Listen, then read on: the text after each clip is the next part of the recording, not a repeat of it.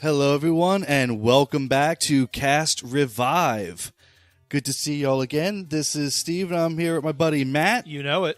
And today, our episode is about games that remind us of our childhood. Aw, the good times before we had bills and any kind of responsibility. Yeah. Well, you know, Matt, we were lucky enough to grow up in a time when gaming and stuff was brand new. It was the hottest thing out there, and it's been going strong ever since. That's right. It's only getting... I don't know if better is the right term. You know, certain things are better, but in terms of like overall fun, I'm still a fan of the old retro games. It's very easy. Yeah, it's very easy to fall back to the retro games because it's because those things were new at the time. You know, Now everything else now is built on those. So it's kind of like everything's the same old. You know, nothing. It's really hard to get something that's brand new that really grabs somebody. Right. What would you say? I had a question earlier. I'm trying to remember exactly what it was. Is there a game not on the list that you gave me that like super defined your childhood? That said, like, without this game, you wouldn't be as big of a gamer as you are today? That's probably Super Mario Brothers. And I think a lot of people can go back and say that because, you know, for me, you know, I was old enough to understand the NES when it came out. Right. You know, and I had the Atari beforehand, and I was like, okay, that's cool and all, and it was. But when the NES came out, you're like, wow, that's like broke a barrier, and that was amazing. And of course, came with it was Super Mario Brothers. So you know, back being just a kid, it was expensive enough just to get the NES. That was like your grandparents got it for you because you can't afford it, your parents can't afford it. It was just one of those things. So, and plus, being that it was brand new, there wasn't a lot of games out for it yet. There's maybe 10, 15 games on its launch. Right. So Super Mario Brothers lasted somebody a long time, and I think I played that one the most. Well, what is your favorite accessory that the NES ever came out with? My favorite or the coolest?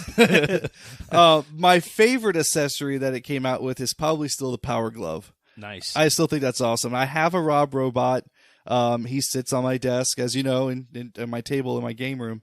But I think the Power Glove was the coolest. The Power Pad for me. Yeah? Just that thing was just awesome. And track and field, playing that on the Power Pad, it allowed, because back then, it was like, go outside and ride your bike. It's like, no, I'm in the basement running. I'm literally running. Well, I think that's what Nintendo said. Nintendo was like, man, we're going to release this thing, and nobody's going to go outside ever again. Yeah. We need to make somebody happy. Let's make them run a little bit. Sure, parents will like that. It was great when I had all my friends over from school. We had a sleepover, and we were all just next to each other, just sprinting and doing all kinds of stuff. And it was a good time. It was a good time. Bring back the Power Pad for the Wii U.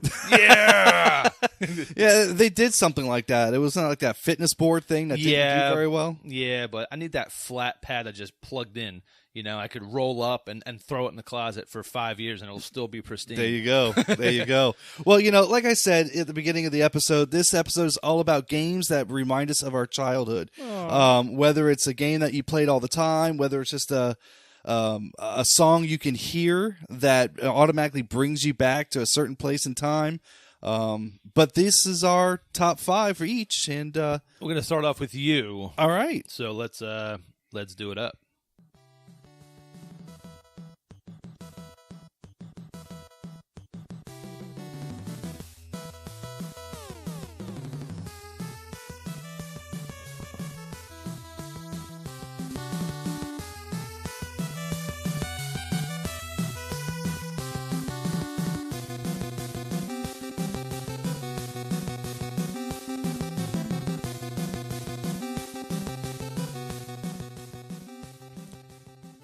Now, Matt, I think you'll agree with me that, the NES was the birthplace of movies to video games you platform. I mean, even today, you can't touch this game. You can't touch this game, dude. This is actually one of the best, in my opinion, movie to video game translations they've done, and it could stand well on its own, even if it wasn't tied to a movie. This is the original Batman game for the NES. This is the second stage. Yeah.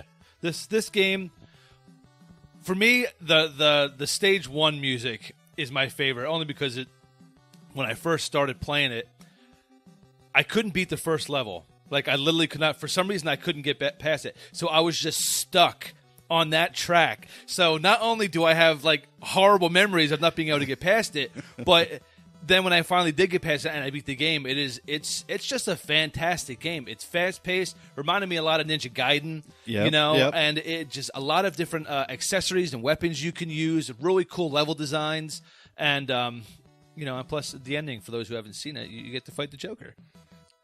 Which is, what Batman should be doing. Well, he should be doing, but, he gets, like, launched off the side. No! Spoiler alert, right? Spoiler alert. If you haven't played it yet, shame on you. If you haven't seen the movie yet, bigger shame on you. Yeah.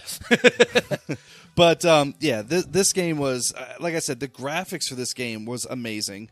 The music for this game was top-notch all the way through. Yeah. And you compare it to some other games like Back to the Future, that was just horrible. I mean, some people like it, and that's fine, but when you're comparing the two, that game's just awful. Yeah. I mean, Batman is just that good, and they actually released sequels to this game. Mm-hmm. Return of the Joker and things like that, and Batman Returns, and those weren't even close. No, weren't even close as good as the original. I mean, and it's a shame because there were a lot of movies that would have translated really well and fun into games, but they put no effort into it.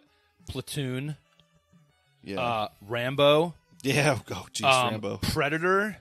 Yeah. I mean, you think about how do you mess up Predator? I mean, that should have been like the greatest NES game of all time. How does that happen? Friday the 13th. Friday the 13th, Nightmare on Elm Street.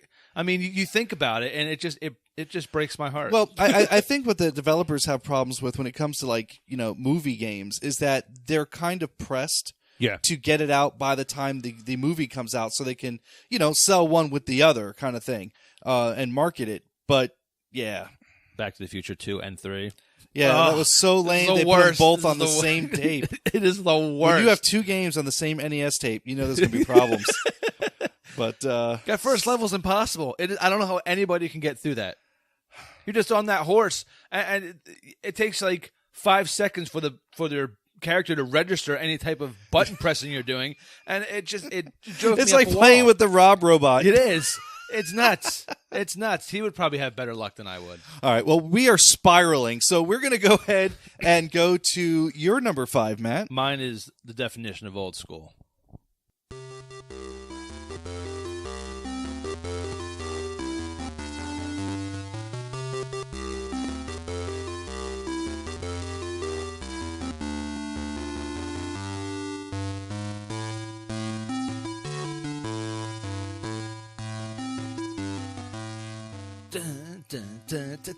He-Man, Masters of the Universe. He has the power. Yes. This game was awesome. And if you had it in television, you had this game. And if you didn't, then I don't believe you actually owned it in television. I will literally call you a liar to your face. Yeah, I've actually never played this. I've never actually seen this. I know it exists. The graphics and everything in this game, and the gameplay was actually really, really fun. You controlled, obviously, He-Man. And basically, you were hunting down Skeletor. So you were in your ship, and you were flying around dropping bombs on Skeletor. He-Man? Yeah, He-Man. Dropping bombs on his head. You were shooting fireballs. And then, after you got through a certain board, he landed. You chased him into his castle. And then you went through 3 or 4 levels, sword fought him at the end, and then the game literally started over again. And instead of taking 2 shots against fireballs that were flying at you, it took 2. And it just kept doing that until you died. You had a time limit each level that you had to get through. Wow. So, and it just went on. But it was so much fun. So I'll have to play some of the sound effects because the bomb dropping is one of like the funniest sound effects. Like it sounded. He was like, what is that? That doesn't make any sense. How is he dropping bombs on Skeletor and him just not instantly exploding? Yeah. Like, what are these bombs made of? They look like marshmallows. Because he's Skeletor. It was awesome. Really cool game. And television is. I'm so glad I have 1 and 2. I need to get them hooked up. There you it go. took me a while to find all the cables and everything like that. Now that I do, once I get my next place and I get a proper game room, I'm going to be busting out all the old school games, man. Attaboy. Yeah, it's great. Some Sub Hunt, some Sea Battle, Nice. some Mission X, just all these old school games that, we'll invite everybody over for a pizza party and retro game. So Matt, let me ask you, because I've never even heard of, I've heard of this. I've never played this. I know there's a lot of Intellivision, like, compilation things that they've released for like the PS2 and such like that. Do you know if this game is on any of them? I want to say it's on the PS2 in Television Lives game. I want to say it is, but I need to double check that. There's about 50 or 60 games on that disc, and I want to say that's not hard to imagine. No, because there probably were about 50 or 60 games for the Intellivision, and they're all like 2K a piece. Yeah, so so I want to say it is, but I can't be 100%. I have it on my shelf, but unfortunately, I can't walk over right now and fact check that. All right, well, we will check that out. I definitely will. Masters of the Universe. If you like the show, well, I can't say you'd like the game, but the game is fun. Take my word on that. All right. You'll do that. Where are we on number 4? We are now. My number 4. Everybody's going to know this. Everybody should know this. It's an oldie but a goodie, and it was very popular in the arcades. Yes, it was. Here we go.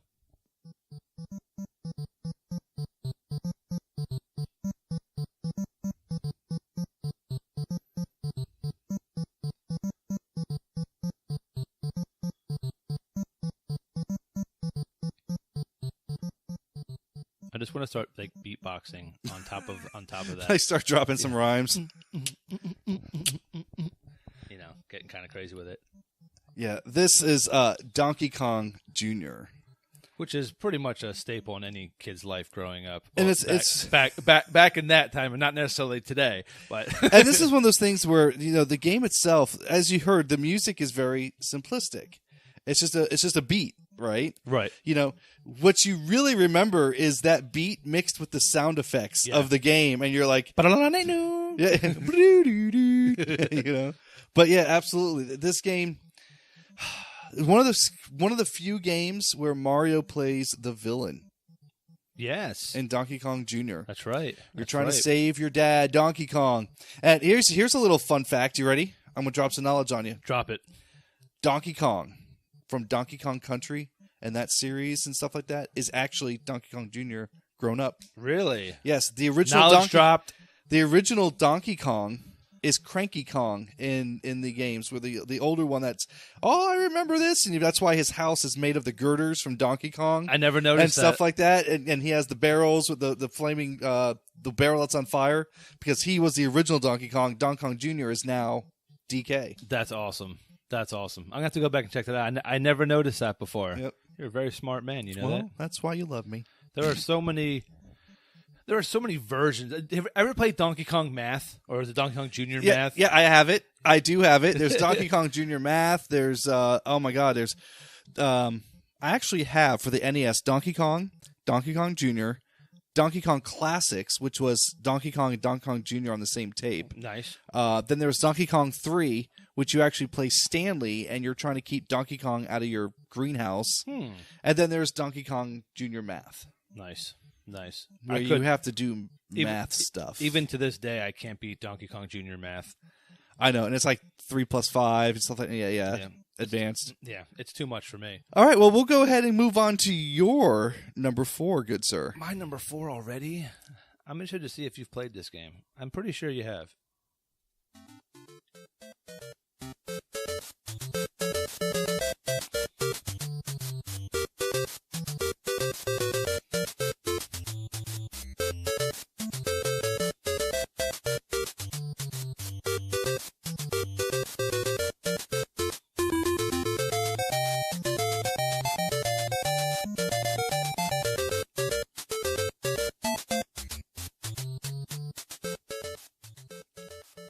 Hudson's Adventure Island for the NES. This game was awesome. And the reason why it made my list is because every year for Christmas, we would go over my Uncle Bob's house for... Good old Uncle Bob. Yep. For Christmas Day dinner. And he had an NES with this game. So I would basically go in the living room by myself while everybody else was talking, and I would just sit there and play this game. And every time I hear it, it just reminds me of back then, the good old days. Donkey Kong. What am I talking about? Hudson's Adventure Island was a hard game to just pick up and play. Yes. Like, if you didn't understand that, most games, you collect fruit and food and stuff like that as bonus points. No, this you need it to live. Yeah.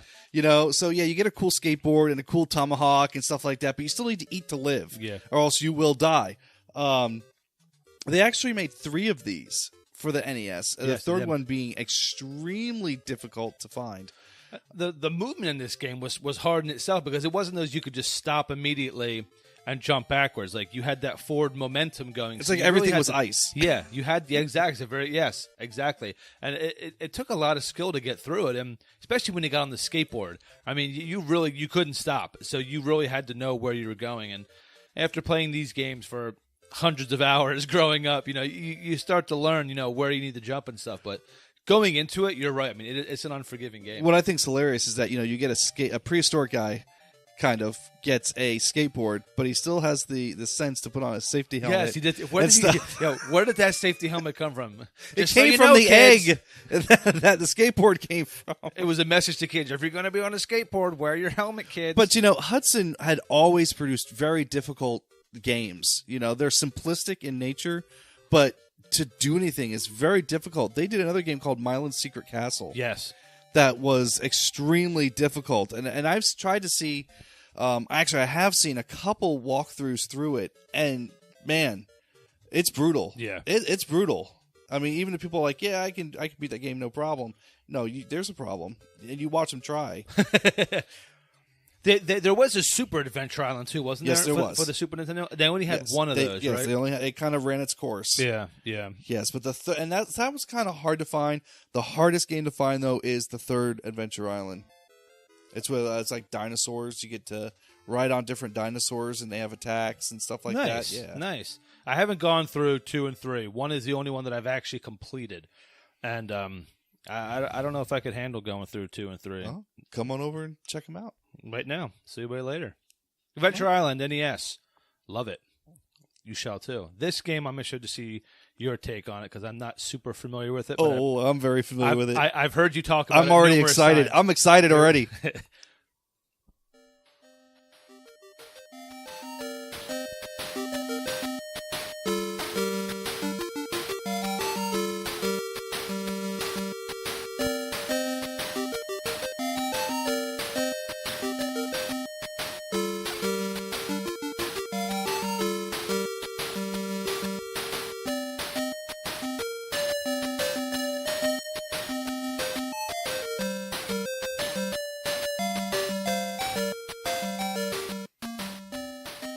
Oh, you want to talk about you had hours of Adventure Island sitting in front of a TV. This game, me and my buddy Arian would sit at his house for weekends and play this game. It was Zillion for the Sega Master System. And in the picture, is he actually holding the gun from the Sega Master System? No, the Sega Master System is holding the gun from Zillion. That's where they actually patterned their gun from. Ah, nice. Yes, so Zillion actually came first. Very cool. And that phaser. But yes, that's a good eye though. Good job. Thank you. It is the gun, and they call it the phaser, PHAS or ZER. Nice phaser. And it was by far the coolest looking gun ever released for a console. It was a cool gun. Definitely cooler than the NES, than the Zapper. Oh, the Zapper. Get that out of here. Get that out of here. But in Zillion, you're actually trying to stop this computer from taking over your planet. And you go into a series of rooms, and it's kind of a logic game where it is a side-scroller. Kind of like, think Metroid. Okay. It's that kind of a game. Okay. However, you don't get any kind of weapons or power-up stuff like that. What you actually do is you have to find these key cards, and you go into a room, and there's computers with enemies near them, and you can kill the enemies, and there's could be landmines, there could be an electric barrier that you have to input the proper code into the computer in order to, say, drop the electric barrier. Right. And then you have to find the key cards around the area and come back and put them into the computer to unlock the next part of this huge underground cavern fortress thing. So were there a lot of, like, in Metroid, were there a lot of, like, hidden secret areas that you could, like, uncover just by exploration, or was it pretty, like, No, linear? it's pretty linear because it's, again, there's no power-ups. There's no real reason to have kind of a secret area. Right. They released Zillion 2. The only difference with that is you have vehicles at times. You have a motorcycle. Nice. And things like that. But yeah, otherwise it's pretty much the same old. But yeah, Zillion. This, Phantasy Star, and Transbot were probably the games that we sat there all weekend long. Now, wasn't Zillion a prequel to something? Or Zillion 2? no, I thought Zillion was like a prequel to, like, a game that's out now. Was like, I don't know. Maybe I'm thinking of something. I thought you told me that a while ago. I could be wrong. I don't believe so. Okay. It's not a sequel to anything? No. Okay. Not that I'm aware of. Okay. I know we discussed Black Belt for the Last Battle. His Last Battle. Yeah, for maybe the that's Genesis. that's what I'm thinking of for some reason. For some reason, I thought Zillion was that. Because there's no way people can get that connection. Because Black Belt has like nothing to do with Last Battle. Yeah, that's But true. it is. Talk about another brutal game, Last Battle. Jeez. Yeah. Which that a track from that game actually almost made my list. It was very, very close because my brother and I used to play that a lot growing up, and oh man, it was this close, but I worked it out for something else that you'll see later in the list. All right. Well, let's get to it. All right, here's my number 3.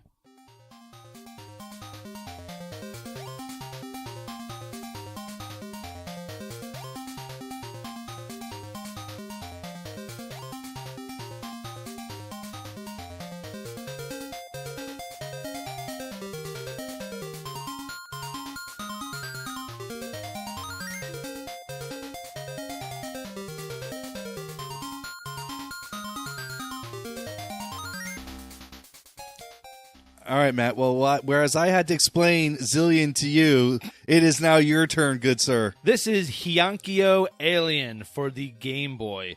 Yes, this game defined my handheld childhood because this is one of the very few games. I mean, I had a decent amount of games, but a lot of them were sport games that my brother would play and stuff like that.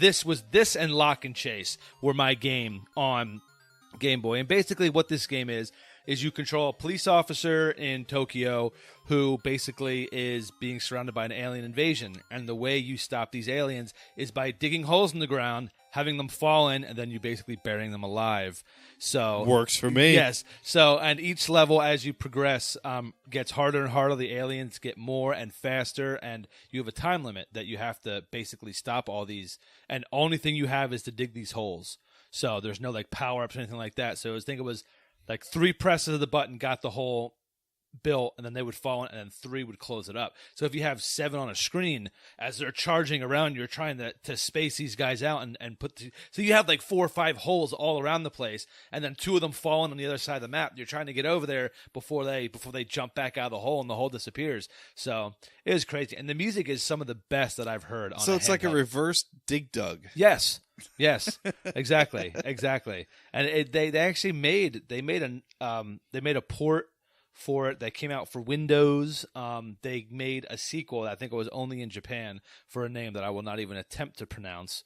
But it was a great game. It was a great game. It's one that I actually have on my emulator that I've actually played a couple times recently, and it's still super fun. I mean, obviously you had a Game Boy. I mean, Absolutely. What was your go-to game on Game Boy? Oh, boy. I didn't know I was going to get asked this. I like to throw. I like to derail you. Probably Sword of Hope. Okay. It's an RPG. It's kind of like along the lines of Shadowgate. Which I have for Game Boy. Nice. Yeah. That was probably my go-to. Or the Final Fantasy Adventure. Nice. It was this Lock and Chase and Motocross Maniacs, a little Excite Bike style game. More loops, and you had to get this nitrous and stuff like that. But there wasn't any course design, which is what I loved about Excite Bike and stuff like that. Funny story about that. Well, funny to me, but I'd say probably 2 years ago, I was over at my buddy Bobby's house, and we came up with the idea. We always had this competition going back of who would have this belt who was better at a game. Like, I have the belt in this game.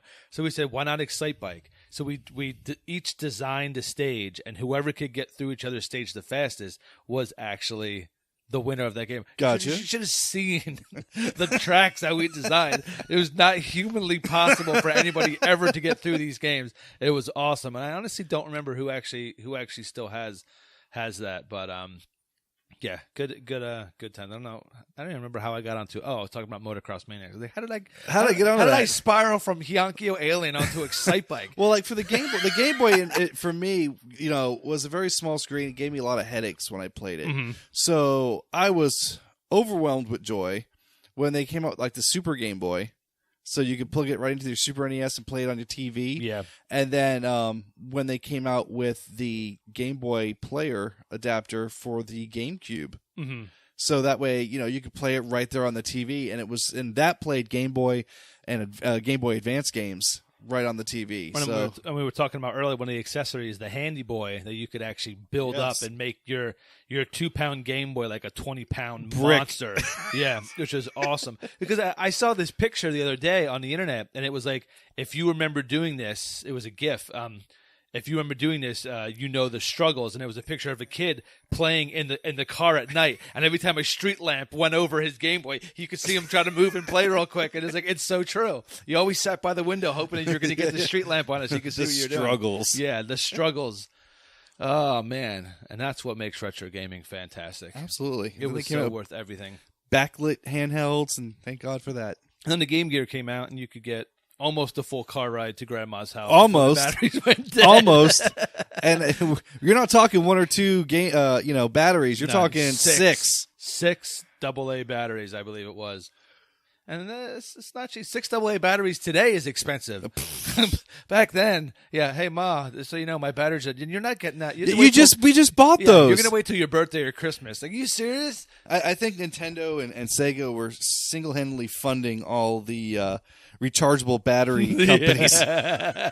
Like, Game Gear did come out with that rechargeable pack, which was nice. They had an adapter. You could plug it in your cigarette lighter and run it off of that battery. So we eventually got that. But, the first year, it was just brutal. Just brutal. What were your struggles to our fans out there? Did you guys have struggles like this? I hope so. I want to hear the funniest and most grueling story. And I actually want to start doing that. I want to start putting out, like, prizes for, like, the greatest story, and then we'll decide and they'll get something cool. Well, we'll have to sit on that and let the cogwheels turn. There you go. All right. Well, speaking of something cool, this is a soundtrack that everybody should know. And if you don't know, well, I don't know where you've been for the last. Please don't make Steve get back on his since soapbox. 87. Take you way back to like 1987. Here we go.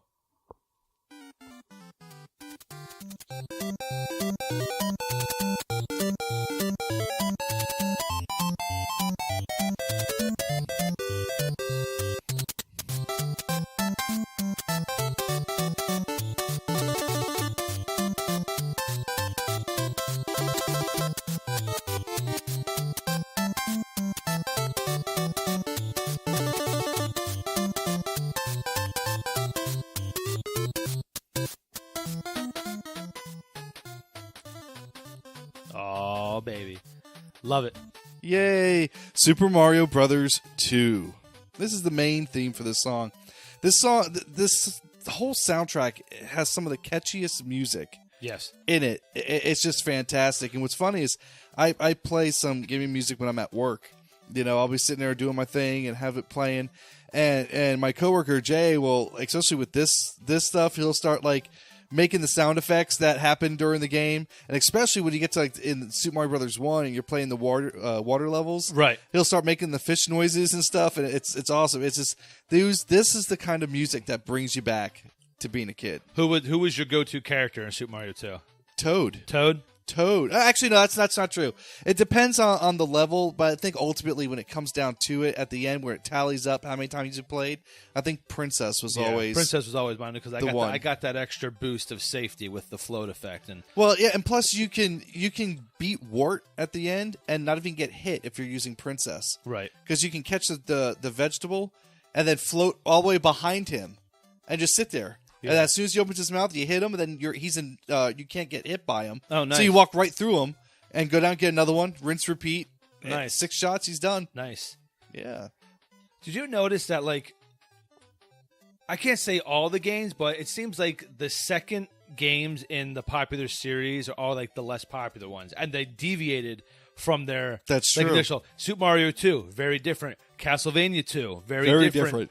Zelda 2. Zelda 2, very different. And a lot of people don't think these games are as good as the other ones. In my opinion, I know you think Zelda 2 is the best. Absolutely. And it's very close. Link to the Past is my favorite, but it has grown on me immensely. It is a fantastic game. Castlevania 2, I think, might be my favorite of all the Castlevanias. You know, I love that RPG aspect of it. The day I wouldn't say of all. Like I agree with you, but I wouldn't say that's my favorite of all the Castlevanias. Of the first 3, of the 3 for the NES, absolutely, hands down. You like Super Castlevania 4 better? I like Symphony of the Night. Oh, that's right. Yeah, we talked about that. The best. Symphony of the Night is probably my maybe least favorite of them, and I know that game for me was like, what? Sleep? I can't. There's no time. I gotta keep playing. Only because I didn't like all the inputs for all the commands. I didn't feel that was very Castlevania-ish for me, and that's what kind of turned me off of it. I know a lot of people. Great soundtrack. Yeah, great soundtrack. Absolutely. But see here, your argument for that though is what a lot of people's argument was for, like, you know, Castlevania 2, where we think it's amazing. For them, it was like, it's different. Yeah, you're right. It is for a reason. Yeah. Why would you go like if you look at the actual Super Mario Brothers 2 that came out in Japan, right? It is just a rehash of Super Mario Brothers 1, and it is insanely difficult to the point where it's like, oh, I got past the first stage. Well, I'm done now because I don't need to play this anymore. Right. It's ridiculous. So I'm glad that we got, what was it, Doki Doki Panic? Is that what it was, Doki Doki Panic? Yeah, to be Super Mario Brothers 2. Great game. I think Mario is probably the least used person, probably, out of all of them, if you tallied everything up. Yeah, probably. Or Luigi. Luigi had the super jump. He had the little flutter kick there that gave you an extra boost. Super jump, but yeah. Everybody had their stages they were good at, but I think all around, like Luigi was really good for the desert stages because you get stuck in sand so quickly. Yeah. One good jump from him and you're out. So it was like, oh, that's awesome. And he also didn't get slowed down nearly as much as Mario when he was carrying something. What was Mario's power? He was just the best all around. Oh, okay. Like, you know, because like that was the thing is like they had their special powers. You know, Toad was the strongest. Right. Princess could float and stuff like that. But they also got affected by what they were carrying. So like if you were to carry something, a vegetable Princess, if you watch, she barely moves in comparison to not holding it. Right. Mario, there really isn't a difference. He picks it up, puts it down. He's the same speed. Right. You know, which is good because you're carrying a bomb that's going to go off, and you need to get it to point A to point B in a certain amount of time. You definitely want to pick the right character. Yeah. I miss it. I want to play. I want to play through this game again. I've forgotten just by listening to the music. You can just tell. I remember picking up the key and having that stupid skull chase you around. Oh yeah. The best, not the best music, because obviously my favorite song was this one, but my second favorite was the very end theme song for this game. Okay. And I think that's probably my favorite overall Mario music. Nice. Honestly. Nice. There's so much Mario music out there. Oh my God, there is so much Mario music out there. All right. Just honestly, that's going to be an episode. Well, yeah. I mean, because you could make it.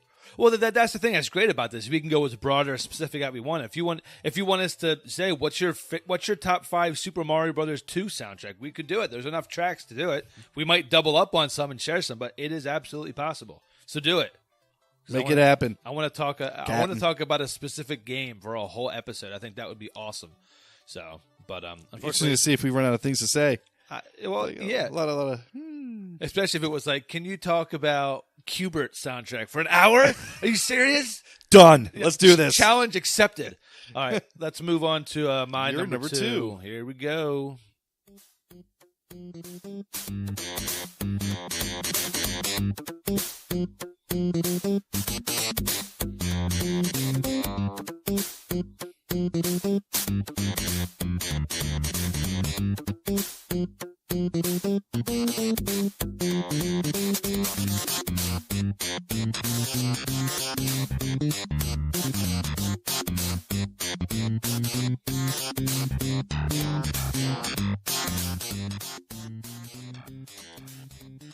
Toe Jam and Earl. Never played it. Say, oh my God, get out of my house.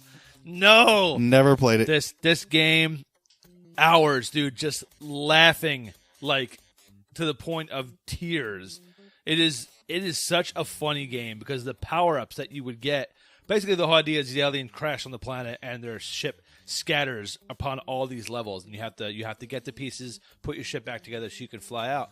And you're coming across like angry women, bees, and all like these crazy types of mobs. And these different power-ups, you would get like rocket boots that would shoot you like around the level, and you're trying to guide yourself. And if you went too far to a level, you would fall off the side and go down to the previous level. So you could fall all the way down back to the beginning of the game if you weren't careful. There were pogo boots. There was food that you would eat, and just there's burping, and it's hilarious. Dude. Would you compare it as far as the flavor of it to like Earthworm Jim? Maybe a little bit.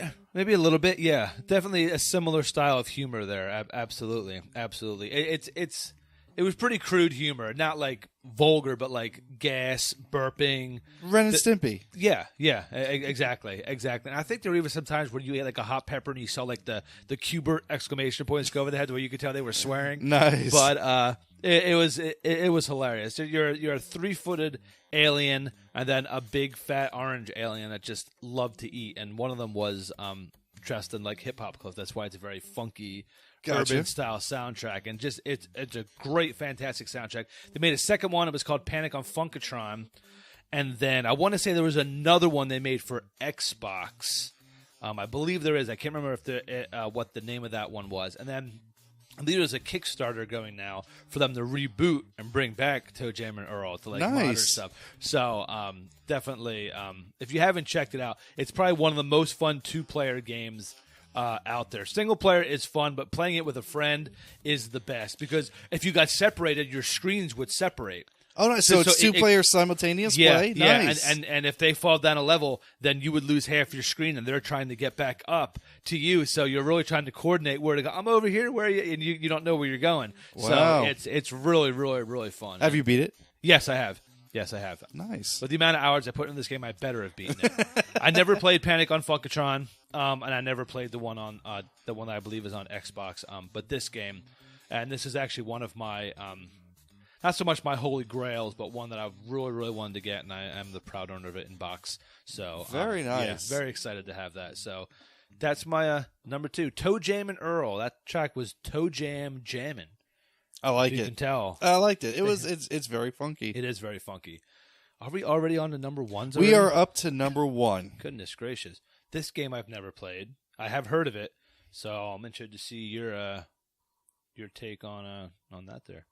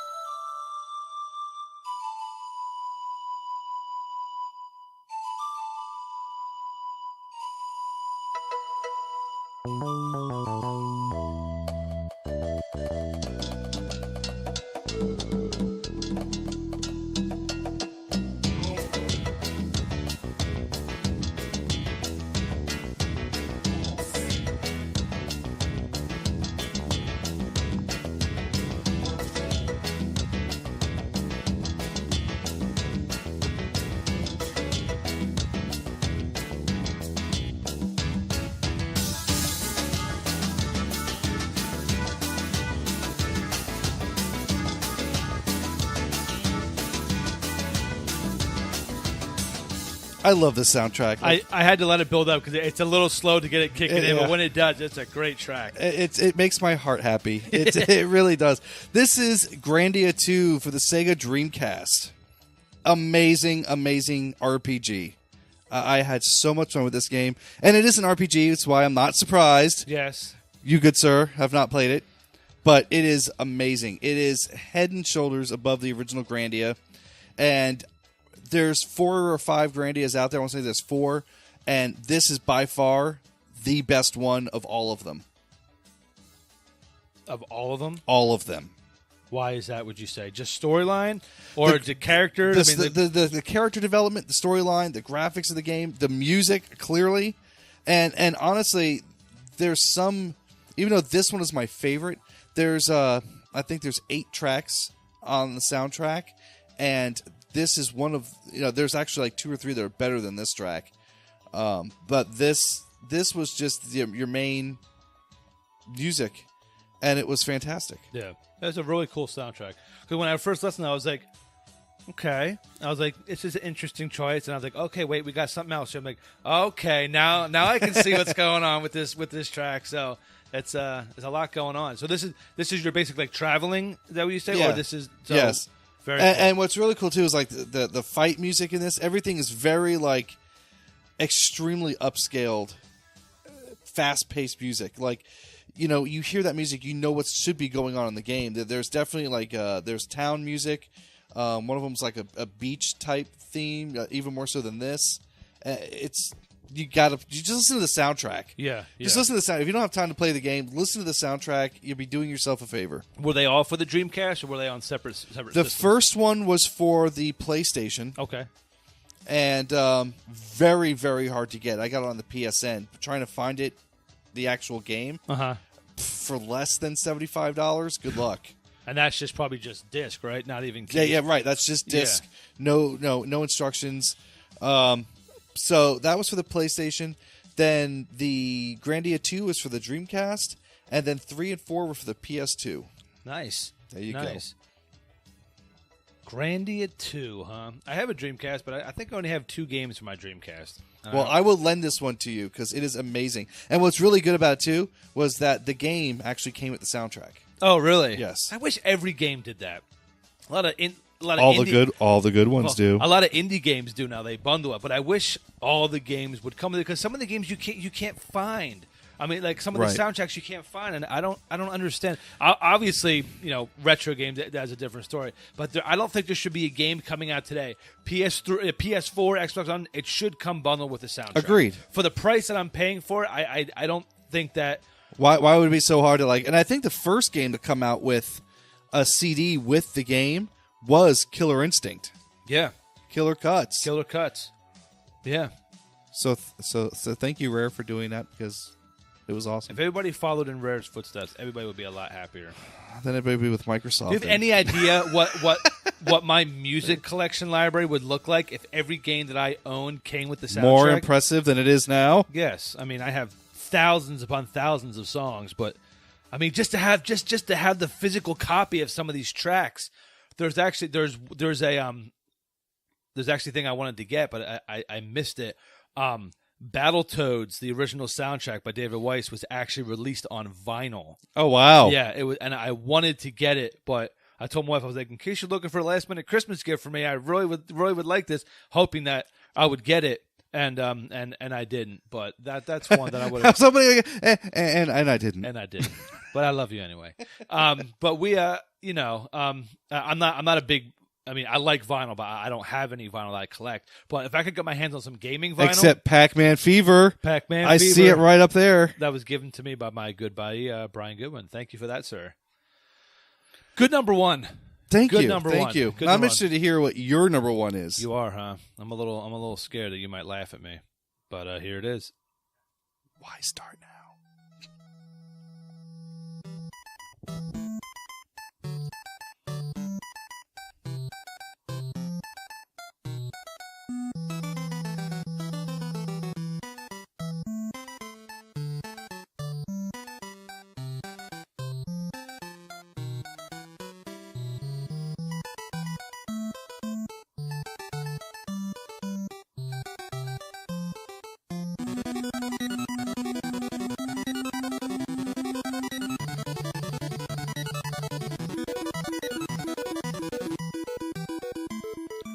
Warrior needs food badly. I had to let that part play because the game gets so chaotic, and I feel that music just fits it. It can go to hell in a handbasket in a second in this game. You know, this is Gauntlet. The only game that you're playing, especially if you're playing in the arcade, Yeah. and you're standing there like in one little box, and all you see is ghosts and or. Are you kidding me? Yeah, it's like you against 500 things. It is nuts. It is nuts. Gauntlet for the NES.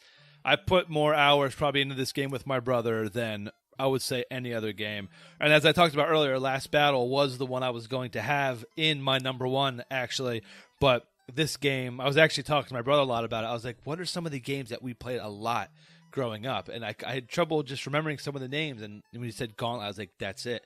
That's what I was thinking of. This game is nuts. I don't think we beat it. I do not believe we ever beat Gauntlet. I honestly do not know anybody personally that has ever finished Gauntlet. Yeah, I mean, I've seen the ending. I've seen people beat it, but I have never done it myself. And it saddens me because the game is so much fun, but it is brutal. Brutal. But it just goes back to what we said 1,000 times, that you didn't have a lot of games growing up. So it was good that these games were so hard. And the fact that it was 2 players, and it added that flavor to the game, that just the replay value was so high. Because nothing's more disappointing than, nowadays spending $60, $70 on a game and you finished it in just a couple hours, and then you're like, okay, now what do I do with it? Yeah. That's horrible. I would much rather have let the game be difficult and get your money's worth, which is why I like the trophy system, because that kind of forces you to get the most out of the game that you can. So that's why everyone's like, oh well, why are you worried about getting trophies? I paid enough for this game. I want to play it all the way through. Everything has to offer. Exactly. And it's just, I mean, don't get me wrong, some games today are extremely difficult, but with the variety that people have, I think people now, if they tried a game like Gauntlet or the original Metroid now, and they didn't have the selection that they had now, like if they tried it now, like, oh well, they have all these other games, I'm just gonna try this. It's too hard. I'm gonna go to something else. Back then, you didn't have that option. I'm gonna figure this game out. If it kills me, I will get grounded. I will lose all my allowance. I'm not leaving this room until I figure out where I'm supposed to go and what I'm supposed to do. Because that game is one giant maze. The entire game is a maze. Hey, what's interesting is I would love to see how many people could go through Gauntlet or Metroid without using the internet. Yeah. Don't use the internet. Don't go look up maps. Don't do anything. Figure it out on your own, like we had to do it. Yeah. And you become more appreciative of the game itself. I think there's like 40 boards in Gauntlet. I mean, there's something like a ridiculous amount of I think stages. the's actually 99. Oh, really? Yes. I think there's actually 99. I was a little bit off. Just a little. But yeah, I mean, what's really brutal is when you play with that one person that's just an idiot, and like you go up there because you could destroy the food. Yeah. So you're like, oh my God, my guy's almost dead. And all of a sudden, plink, somebody shoots it from the side. What are you doing? And meanwhile, they're like, you see them running at you and there's like 500 ghosts behind them. And they just pass you like, bye. Yeah, you're just like, well, what are you doing? This just sucks. This just straight up sucks. Thank you. Yeah, it sucks even more when you're playing in the arcade and it happens. You're like, yep, here comes another quarter. Bloop. Have you played any like the Gauntlet Legends or the more modern ones? Yes, I have. Back out? I loved Gauntlet Legends. I loved it a lot actually because it gave you more of a purpose, like to collect all the rune stones and things like that. And then I just downloaded for the PSN. It was a free download. The newest Gauntlet. Oh, nice. That they released. Yeah, it's completely free. There is no really DLC for it, so it's just a free game. Oh, nice. And it's really good. It's surprisingly good. It takes you back to the basics. You have the warrior, the Valkyrie, the elf, or the magic user. Yeah. And you just go to town. There's some little things they introduce to it, but ultimately it's the exact same thing. Is it 4-player? Can you do 4-player? I believe you can. Well, I would hope so. I would hope so too. If it's a modern, that would be horrible if it didn't. We're gonna give you a free Gauntlet game, but sad news, it's only single player. What the hell is this? Yeah, if you want to unlock player 2, please donate $10. Yeah, exactly. Yeah, $10 for each additional character you wish to play. I just paid $40 for this game. What just happened? Welcome to modern gaming. It breaks my heart. Gauntlet though, that's a really good. That's a very popular game. Yes. It was very popular, especially in the arcades. It was very. I mean, even though they looked pretty much exactly the same between the arcade and the home systems, right, at that time. I mean, Tengen did a great job by porting that. but just the arcade. We were standing there in the arcade with 3 other people, and you're trying to hammer out, these things, because all the monsters, if I remember correctly, like spawn from like a central hub, Right. and the more like if it was like 1 bone and a skull, then like weak ghosts came out. But if it was like 2 skulls and bones, then like stronger ones, and then there's like the 3, which was, and then you could wail on that thing for a while before it finally gets destroyed. Yeah. But yeah, then you have that one guy who's just running through all the mobs, killing them, trying to get. You're like, "What are you doing? You're dying." It's like, "Nope, I got this." yeah, and then they had like the death character that one touch was like he would sit next to you, and it would just start sapping your health, just him being there. Yeah. And so, like, you had the only way to get rid of him was like with a potion or something like that. You couldn't just flat out kill him. The brutal times of retro gaming. And passwords. What the hell's a password? You weren't lucky enough to have passwords in the arcade. That was thankfully the saving grace for the Gauntlet for the NES was that it did have a password system. The password in the arcade was more quarters. Yes, that's it. Your password was, "Can I exchange this dollar for 4 quarters, please?" You had the guy walking around with the quarter thing on his belt. Click, click, click. Go. Just smiling at you and staring at you like click, click. Yep. $20, not a problem. Keep feeding them in. That and X-Men in the arcade was my 20 quarter guzzlers. It was Simpson and it was House of the Dead. Oh, nice. I always took over both guns and just can I play? No, sorry. I'm dual pistoling right now, son. Watch and learn you something. It was great. In Wildwood, New Jersey, when I was growing up, I would do that. And that was the cool thing about this game was always on the outside of the arcade, right on the boardwalk. So you're sitting there playing, people come up and start watching you, and I'm just like, I got a little crowd going. Let's get crazy. Put the second quarter in and start going nuts. People are like, "Ooh, this guy's using both guns." You hear somebody playing, "I want to play," and hey, shut up back there. Yeah. If you want to play, then put a quarter up here like everybody else does when it's their turn. Putting the quarter up for your placeholder. Got to know the rules, Otherwise, I'm that kid. I'm that jerk kid who's just taking control of everything. Love it. Well, that was a good app. I think we both had really good childhoods because this music was fantastic. Oh, yeah, dude. I have no complaints about my childhood whatsoever. In terms of gaming, absolutely not. In terms of gaming, but there is a laundry list. We'll get into that in another episode. No, the gaming was good. We had, like I said, I went from Intellivision to NES to Genesis up to PlayStation. So we always had, I didn't have Super Nintendo and stuff like that, but we decided to go the Genesis route. But we weren't lacking for games. My brother and I, we had a nice basement. We were set up and. My buddy had Super Nintendo. I wanted to play it. I went over there. So we had a wide option of games, and my brother was like, "What was that game with the fat Russian guy or whatever that spat?" Karnov. I was like, "Karnov." He's like, "That's it." I was like, "Yes, Karnov. Awesome." That's funny. That's funny that I was like, "Yes, it's Karnov." Yeah, everybody knows that guy. It's a fat Russian guy who spits fireballs. Come on, there's only one. There is only one. Well, but speaking of one. Now that we've done our number ones, we're going to have to say goodbye for another episode. Goodbye. So long.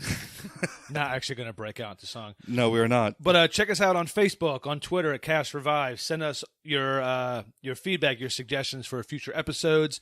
And the next 2 weeks, actually next week, we're going to be doing something different. We're going to have our first guest on. I'm not going to drop who that is or what we're doing, but it's going to be very exciting. And we're going to be talking about an event that Steve and I are doing at the end of the month that we're very excited about. So we're going to be sharing details of that with you. And hopefully, if you're local in Orlando, you can make it out and come visit us and say hi. Give us hugs or throw pies or whatever you want to do. Or throw money, dollars. Or throw dollars. That's preferred, but I'll take wings as well. But I like pie. I like pie. But anyway, thank you guys very much for listening as always, and we will see you next time. Play us out, sir. Yeah, this is Sonic the Hedgehog Green Hill Zone on the Genesis. See you later.